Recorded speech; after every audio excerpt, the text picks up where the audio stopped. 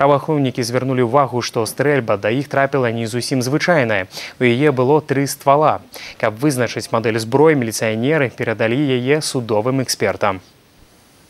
К нам на исследование поступило ружье германского оружейника, очень редкое.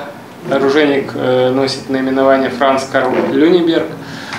Ружье достаточно раритетное, датировано где-то выпуском первой половины 20 века.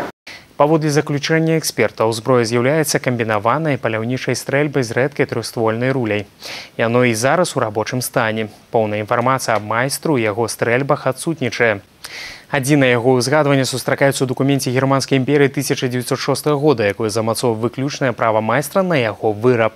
У пачатку 20-го стагоддзя траякі ў расійскай імперыі служылі паказчыкам сацыяльнага статусу ці матэрыяльнага дабрабыту. Зараз эксперты вызначаюць далейшы лёс незвычайнай знаходкі.